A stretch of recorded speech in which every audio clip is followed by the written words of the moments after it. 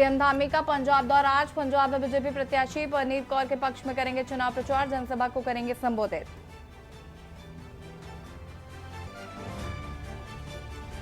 चार जून को आने वाला है लोकसभा चुनाव का परिणाम। उत्तराखंड चुनाव आयोग ने शुरू की ट्रेनिंग। भारत चुनाव आयोग के स्तर से प्रशिक्षण कार्यक्रम शुरू।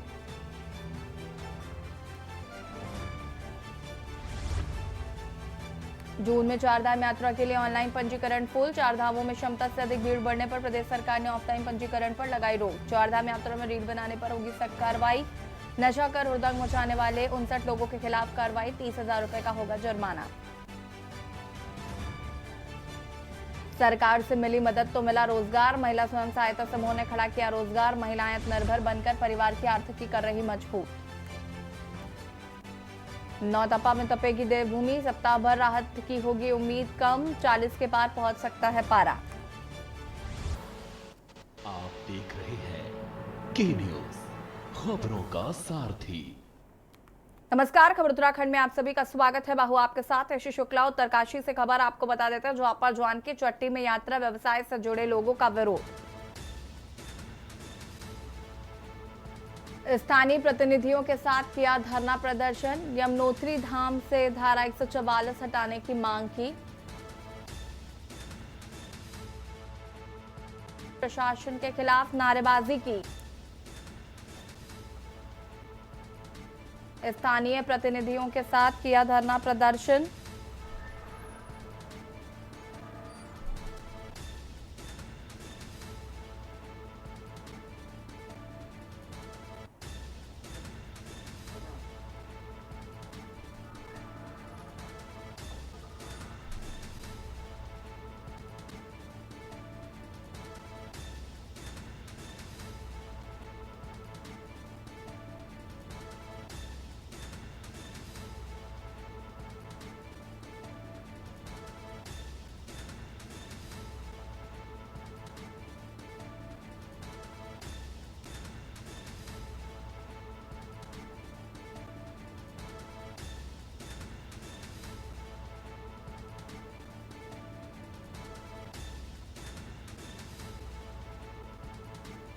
जानकी चट्टी में यात्रा व्यवसाय से जुड़े लोगों का विरोध।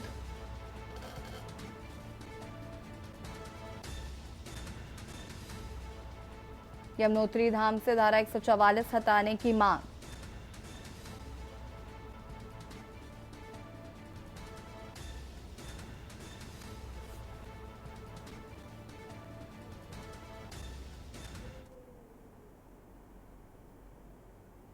देहरादून से खबर आपको बता देते हैं, जहां पर builder Satyendra Singh Sahni suicide case का मामला। पुलिस ने गिरफ्तार आरोपियों को कोर्ट में पेश कर दिया है। अनिल गुप्ता को कोर्ट में किया गया है पेश। कोर्ट ने दोनों आरोपियों को न्यायिक हिरासत में भेजा जेल।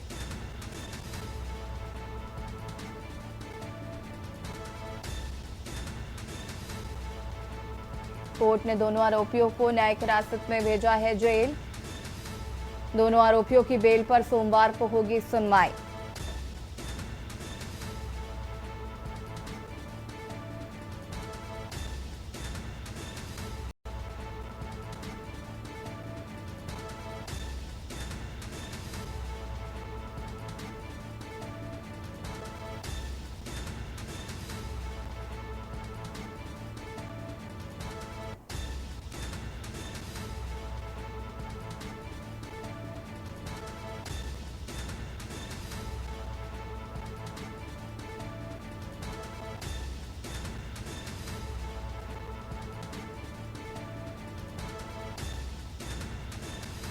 कोर्ट ने दोनों आरोपियों को न्यायिक हिरासत में भेजा जेल। आरोपियों को 14 दिन की न्यायिक हिरासत में जेल भेजा गया है। दोनों आरोपियों की बेल पर सोमवार को होगी सुनवाई।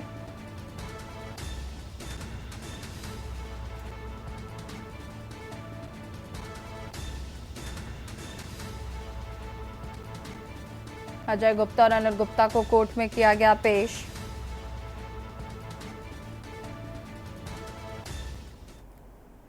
नैनीताल स्थित कैची धाम मंदिर में 15 जून को भव्य मेले का आयोजन होने जा रहा है। कैची धाम में भारी भीड़ को देखते हुए पुलिस और प्रशासन तैयारियों में जुट गया है।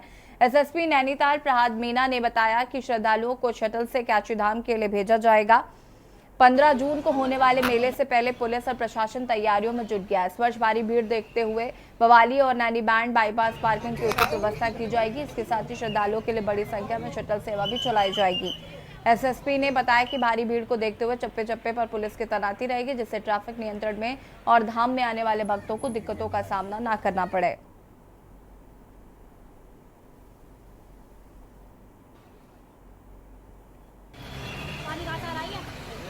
देखिए, कैंची का जो वार्षिक मेला है उसके लिए हमारे लेवल पे तैयारियां शुरू हो गई है। नीचे लेवल पे एक इसमें मीटिंग हो चुकी है। जल्दी जिलाधिकारी और मेरे स्तर पे भी एक मीटिंग जो है मंदिर समिति और जितने भी डिपार्टमेंट उनके साथ में की जाएगी।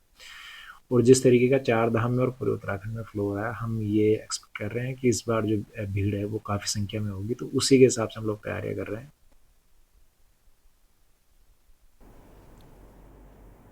रुड़की में बिना रजिस्ट्रेशन चल रहे अस्पतालों पर प्रशासन और स्वास्थ्य विभाग की टीम ने बड़ी कार्रवाई की है। टीम ने छापेमारी करते हुए 2 अस्पतालों कैलाश नर्सिंग होम और जीवनदीप नर्सिंग होम को सील करने की कार्रवाई की है।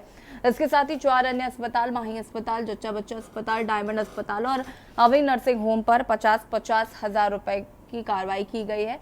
और कार्रवाई के दौरान अन्य निजी अस्पताल संचालकों में हड़कंप मच गया है।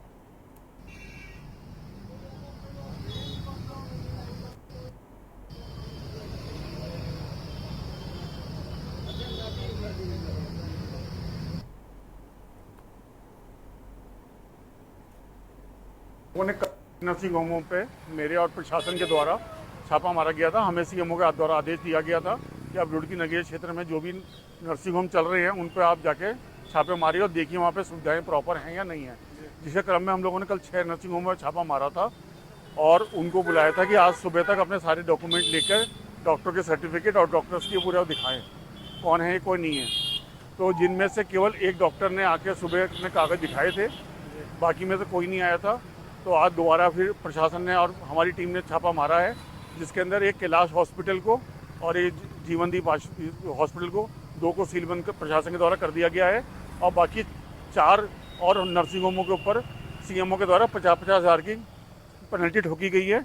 और जल्दी अगर उन्होंने अपने स्थिति को नहीं संभाला तो उनके ऊपर भी सीलबंदी की कार्रवाई की जाए।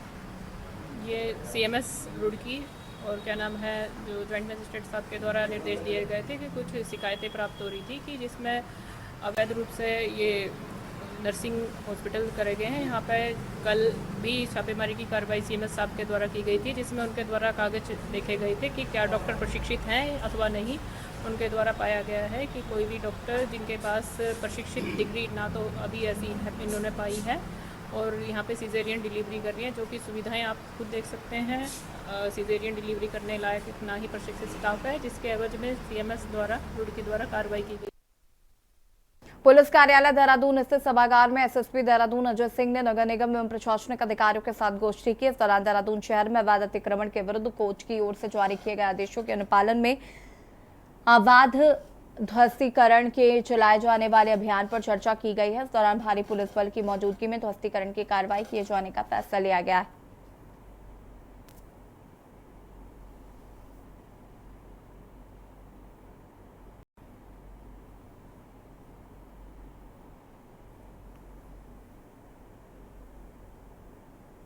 खबर रामनगर से, जो आसपास क्षेत्र में कुछ ग्रामीण इलाकों में को फलपट्टी क्षेत्र घोषित होने के बावजूद भी इन इलाकों में लगातार जिम्मेदार विभाग के अधिकारी की मिली भगत से अवैध रूप से बगीचों में फलदार वृक्षों का कटान किया जा रहा है, तो वही भूमाफिया द्वारा यहां पर कॉलोनियां विकसित करने का भी काम किया जा रहा है।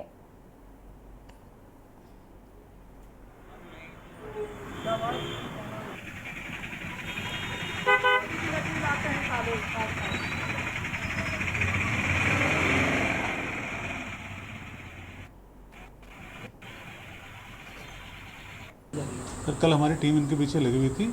आमपुरा के क्षेत्र में ये आम का पेड़ कटा था बगीचे से एक, उसके पीछे हमारी टीम लगी थी। इन लोगों ने एक मशीन के अंदर गाड़ी डाल दी थी, तो वहाँ पे माल उतार दिया था। हम लोगों ने वहाँ से पकड़ के लेके आए, जिसको हम लोग यहाँ ला के खड़ा कर दिया अपनी सुर्दी में, और ट्रैक्टर द्वारा खींच के लागे थे। वाहन खराब था, उसका टायर निकल गया था एक।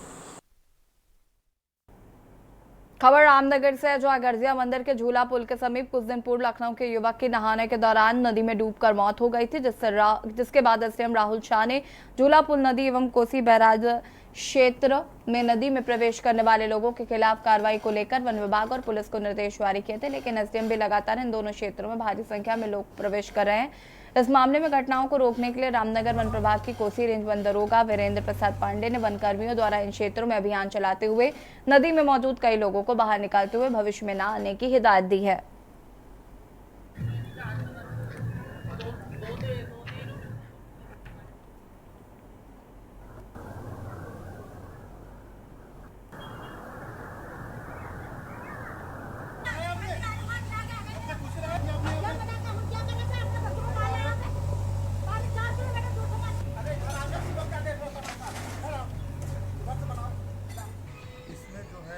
लोग कोसी में घुस रहे हैं और बाहरी लोग बहुत ज़्यादा लोग आ रहे हैं। उसको हमने रोकथाम के लिए जो है कि जगह जगह पर झूला पुल के पास भी खाई खोदी और एक दो लोगों ने अतिक्रमण करने का प्रयास झूला पुल में किया था, उसको हमने थोड़ा सा रोका और उनको हटाया। इसके बाद जो है कि बैराज पर भी हमारे द्वारा खाई खोदी जा रही है और प्लस जो है टीम लगाई गई है, समय समय पर इनको।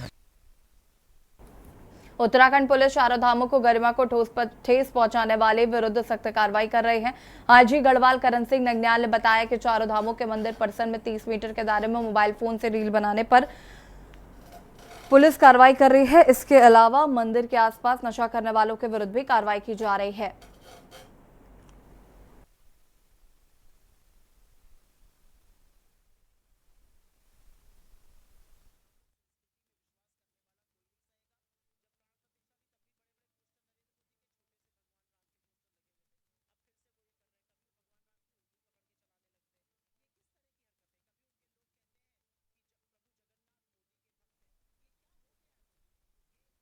ये जो 50 मीटर रील बनाया है उसमें केदारनाथ जी में 100 जो है 81 पुलिस एक्ट में चालान किया गया है। बेसिकली उसे मोबाइल ले ली जाती है, फिर उसकी डिलीशन की कार्रवाई की जाती है और उनको जो दंड है, आर्थिक दंड, वो जमा करके फिर बाद में उनको जो कि मोबाइल है उसको हैंड ओवर किया जाता है। चमोली में भी 70 अभी तक लोगों के विरुद्ध कार्रवाई की गई है। रील्स बनाने वाले में 81 पुलिस एक्ट, साथ ही कोटपा एक्ट के तहत भी कार्रवाई की गई, जो ऑपरेशन मर्यादा के तहत जो हुक्का इत्यादि जहाँ तहाँ बैठ के पीने लग रहे हैं, तो मंदिर की मर्यादा बनाए रखने के लिए, गरिमा बनाए रखने के लिए इसमें भी कार्रवाई।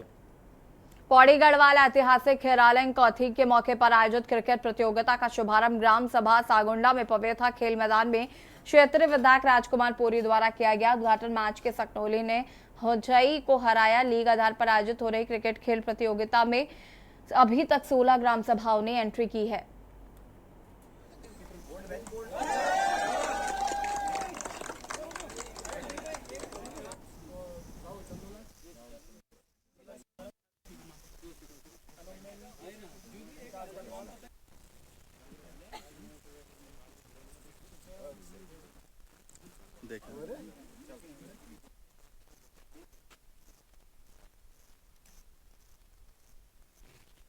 आज विकासखंड कलछखाल के अंतर्गत बहुत पौराणिक और सिद्ध पीठ कहते हैं खैरालिंग मंदिर है, जहाँ पर भगवान शिव और शक्ति का एक साथ मंदिर है और पौराणिक मंदिर है। तो उसी भगवान के नाम से खैरालिंग महादेव क्रिकेट प्रतियोगिता के नाम से कलछखाल विकासखंड के अंतर्गत ये प्रतियोगिता पहली बार शुरू की गई है और एक बड़ा मैदान वहाँ पर है जो पहले से बना हुआ है, उसका भी सदुपयोग करने के उद्देश्य से वहाँ के जो जागरूक लोग हैं, अपने मंदिर समिति के लोग, अनिल नेगी उसके अध्यक्ष हैं, संयोजक आदरणीय उनियाल जी हैं, त्रिभुवन उनियाल जी और अन्य वरिष्ठ लोग वहाँ क्षेत्र के वरिष्ठ लोग थे जिन्होंने इस कार्यक्रम को शुरू किया है और सारे युवाओं को एक प्लेटफॉर्म देने का काम क्षेत्र के इन वरिष्ठ लोगों ने किया। उत्तराखंड सरकार से मदद मिलने के बाद आजीविका मिशन से जुड़ी महिला समूहों ने अब खुद के रोजगार स्थापित करते हुए समूह की महिलाओं को रोजगार दे रही हैं। वे आत्मनिर्भर बनकर महिलाएं अब घर परिवार की आर्थिकी का जरिया भी बन रही हैं। जीवन बाला गांव की अमर महिला स्वयं सहायता समूह के अध्यक्ष कमलजीत कौर ने बताया कि जब राष्ट्रीय ग्रामीण आजीविका मिशन देवाला से जुड़ी है, तब से उनकी और उनके साथ जुड़ी तमाम महिलाओं ने अब तक खुद का रोजगार स्थापित किया है।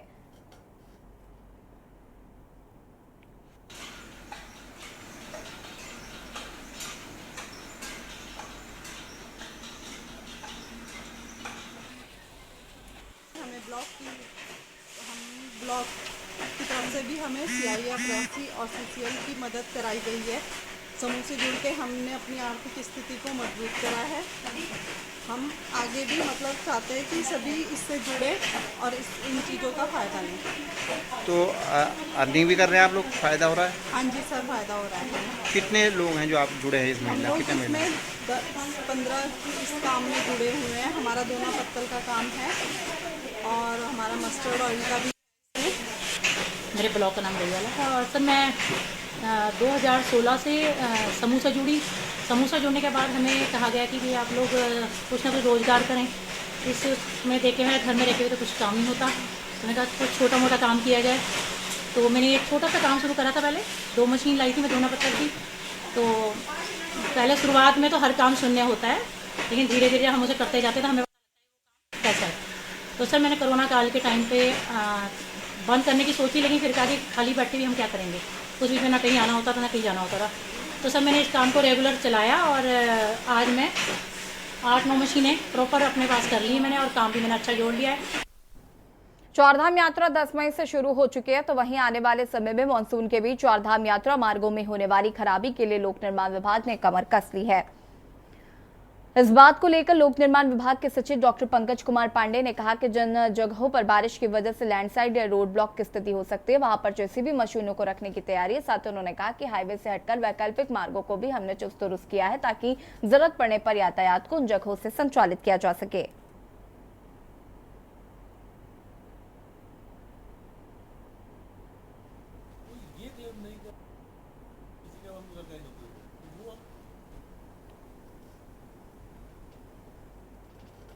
लोकसभा चुनाव का परिणाम 4 जून को आने वाला है, जिसे लेकर उत्तराखंड चुनाव आयोग ने मतगणना में तैनात होने वाले पर्यवेक्षक और अन्य अधिकारियों की ट्रेनिंग शुरू कर दी है। इस बात को लेकर उत्तराखंड के संयुक्त मुख्य निर्वाचन अधिकारी नमामि बंसल ने कहा कि भारत चुनाव आयोग के स्तर से भी प्रशिक्षण कार्यक्रम चलाए जा रहे हैं और राज्य व जिले स्तर से प्रशिक्षण कार्यक्रम का शेड्यूल बनाया गया है। साथ ही उन्होंने कहा कि मास्टर ट्रेनर का प्रशिक्षण का कार्यक्रम राज्य स्तर पर रखा गया है और ईवीएम के लिए जो मुख्य मतगणना होनी है उसके लिए मॉड्यूल बनाए गए हैं।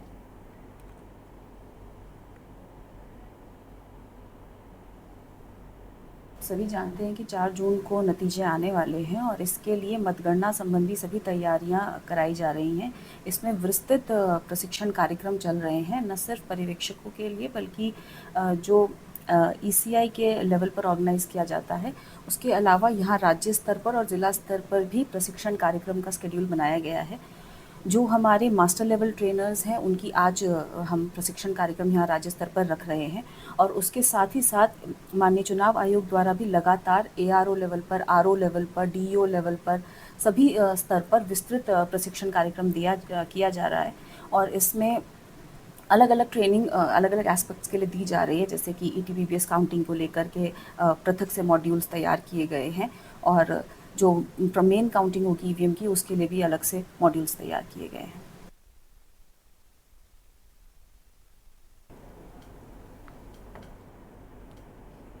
और सीधे आपको ले चलते हैं गोरखपुर, जहां पर उत्तर प्रदेश के मुख्यमंत्री योगी आदित्यनाथ चुनावी जनसभा को संबोधित कर रहे हैं। क्या कुछ कह रहे सुन लेते हैं।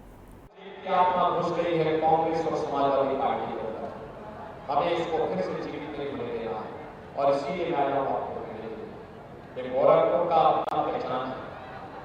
गोरखपुर के लोग गोरखपुर के विकास के लिए, प्रदेश के विकास के लिए जो देश की आवाज है, इस आवाज के साथ जुड़ रहे हैं और इसीलिए हम लोग आए हैं। रवि किशन फिर से यहाँ पे चुनाव लड़ रहे हैं कमल चुनाव चिन्ह के साथ। आप में से कितने लोग हैं जो कमल चुनाव चिन्ह पर रवि किशन को फिर से चुनाव जिता कर भेजेंगे? हाथ खड़ा करके जनता, दोनों हाथ उठाओ, दोनों हाथ लाकर मुझे आश्वस्त करो। आप सभी लोग मेरी बात मानेंगे? मेरी बात मानेंगे? पहली बात है कि 5 दिन प्रचार के लिए हैं। आप में से हर व्यक्ति को 5-5 घर में जाकर एक मतदाता को कमल चुनाव चिन्ह पर वोट देने के लिए अनुरोध करना है। करेंगे? करेंगे? दूसरा कार्य, ये जो वोट होंगे 5 दिन में 25 घर का मतलब 100 से लेके 125 वोट। इस 100 से 125 वोट को 1 जून को 10 बजे के पहले मतदान केंद्र में ले जाकर के मतदान कराना है। कराएंगे? कराएंगे? दोनों हाथ आगे बढ़ाओ, दोनों हाथ आगे बढ़ाओ, दोनों हाथ आगे। मेरे साथ बोलेंगे भारत माता की, भारत माता की, भारत माता की जय श्री राम, जय श्री राम।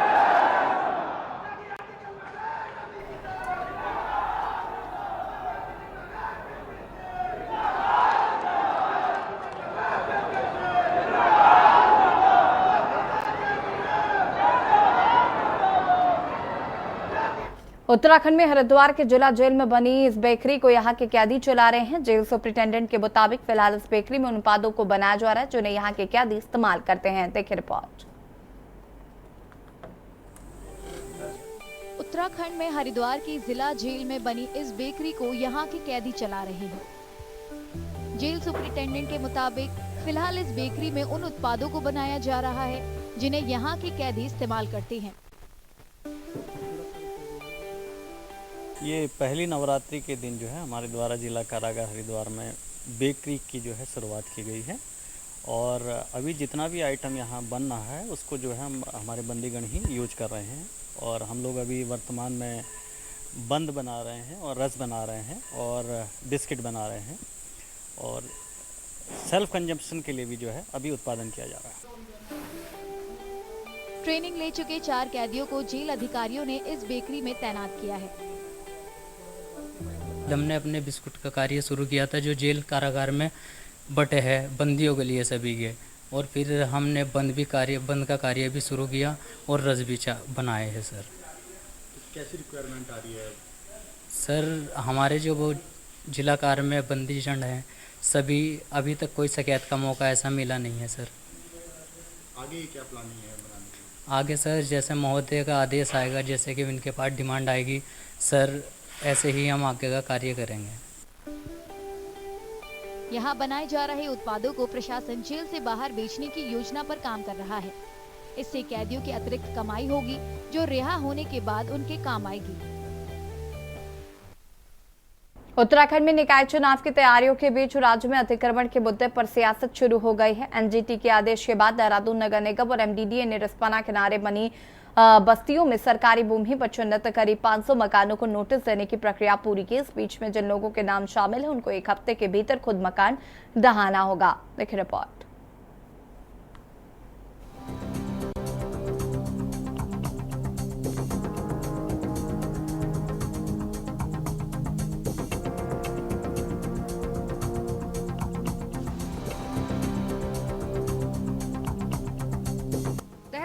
अवैध मलिन बस्तियों पर बुलडोजर की कार्रवाई की नगर निगम और एमडीडीए ने शुरू कर दी है।